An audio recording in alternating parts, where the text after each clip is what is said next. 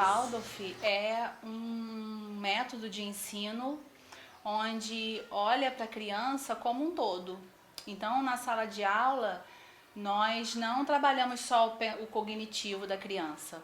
A gente faz várias atividades para trabalhar o corpo, a criança corporalmente e os movimentos dela, para depois disso a gente chegar no cognitivo. Com atenção, encontre o camaleão. Ele caprichou na camuflagem e se misturou na paisagem. Cabeça roxa! Ali, cabeça roxa! O ensino dos conteúdos são trazidos através da arte. Então a matemática, o português, a história, a geografia, tudo isso vem com arte. Então a criança aprende as tabuadas pulando corda. A gente trabalha o corpo da criança, o movimento, a coordenação motora da criança, para que aí ela esteja pronta para o aprendizado. A gente também divide a aula, em 3 partes, na trimembração, né? Então tem o pensar, o sentir e o querer. Então primeiro a gente trabalha com as histórias, para ela poder entrar naquele conteúdo, compreender aquele conteúdo, e depois a gente segue para o fazer, que é o querer, né? A terceira parte dessa aula principal que a gente chama. Com base nessa quadrimembração do corpo físico, etérico, astral e o eu, é que a gente faz as aulas, planeja todo o conteúdo, olhando para a criança e sabendo que não tem só um corpo físico ali e os órgãos dela, né? O corpo etérico, o funcionamento vital dela. É todo um conjunto, e se alguma dessas partes não estiver bem, vai atrapalhar no aprendizado dela. Existe dentro da proposta da pedagogia Waldorf a figura do médico, que é uma figura que integra a visão de saúde com a visão de educação, não propriamente fazendo um atendimento direto das crianças, mas através de uma espécie de consultoria ou de aconselhamento aos professores. Na verdade, eu sou muito mais médico da escola do que médico das crianças, mas toda vez que o professor precisa de uma visão mais individualizada de um aluno, ele me solicita e eu consulto essa criança junto com os pais e dou um parecer a respeito do que está acontecendo com ela. Ela é uma medicina preventiva, a pedagogia Waldorf. Por quê? Porque a antroposofia ela estuda o desenvolvimento do ser humano por setênios, por fases, né? Então, a criança até 3 anos de idade é um tipo de criança, até a 7, depois de 7 a 14. Né? Então, cada período essa criança deveria ser protegida de uma maneira diferente. Então, o que dentro da pedagogia Waldorf, nos primeiros 7 anos de vida, se estimula os sentidos da criança. Né? Então, estímulo aos sentidos.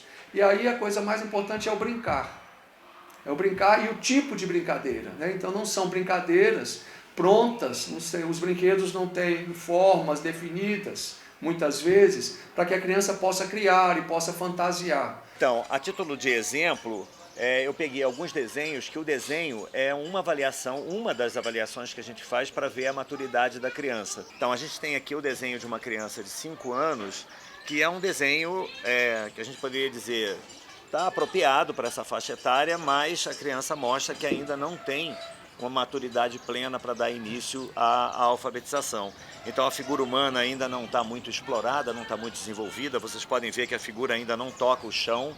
Na verdade, ela se atém muito à figura humana, não tem ainda uma percepção muito clara do ambiente. É uma criança que ainda vive essa fase, né, muito centrada em si mesma.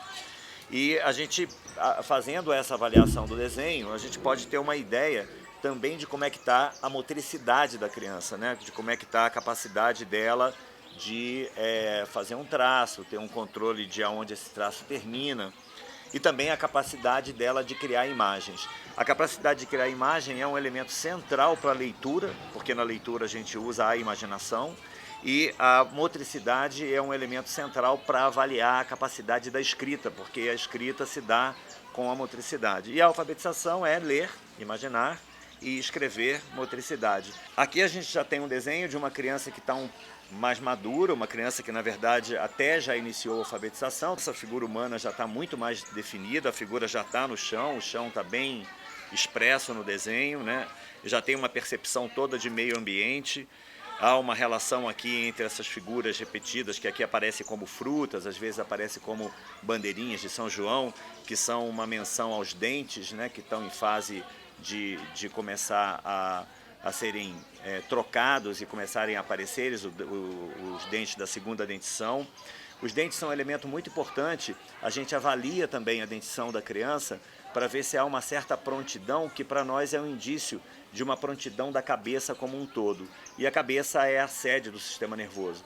Então a formação dentária é um elemento que a gente usa no processo de avaliação para ver se a criança tem essa maturidade ou não, para começar a pensar, produzir ideias e começar a poder, através de símbolos, que são as palavras, imaginar a que aquela palavra se refere, que é esse o elemento central da leitura. Essa avaliação da maturidade neurológica, ela é fundamental e é um dos elementos que a gente usa para avaliar se a criança está madura para sair de uma fase de escolaridade, que é do jardim de infância, da educação infantil, para passar para o ensino fundamental. Os parâmetros mudam completamente da educação infantil para o ensino fundamental e a criança precisa de uma certa maturidade para isso. E hoje em dia, em função das crianças não terem muitas possibilidades de desenvolvimento neurológico a partir da motricidade, é muito comum que a gente tenha crianças que não tenham definição de lateralidade. Essa figurinha por dentro desse furo, tá bom? Vai. Ó, tá vendo? Ele tá olhando com o olho esquerdo. E faz um desenho aqui.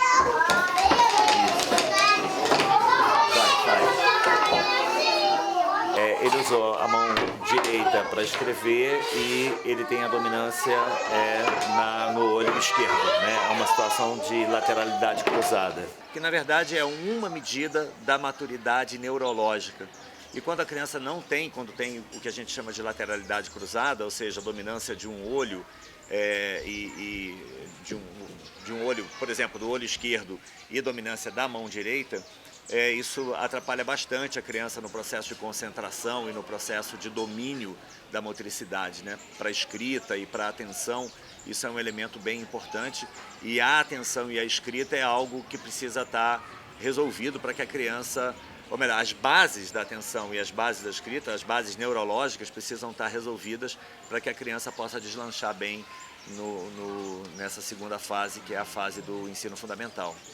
Mas a gente entende que essa medicina, esse tratamento, essa medicina antroposófica, ela não cuida só daquele ponto específico que a criança tem, da dificuldade dela. Ele cuida de todo o corpo dela, como todo, do organismo dela, de toda essa quadrimembração. Então, o que eu vejo nesse tempo que eu acompanho, que eu conheço, assim, tem as crianças com hiperatividade, tem as crianças que são, como você disse, quietas demais, né, que não se colocam, né? Então o medicamento entra. Um outro elemento que é possível, que acontece, que algumas vezes com a solicitação da professora e com a solicitação dos pais, é a possibilidade da gente prescrever medicamentos da medicina antroposófica, medicamentos antroposóficos, para crianças com distúrbio de comportamento e com dificuldade de aprendizagem.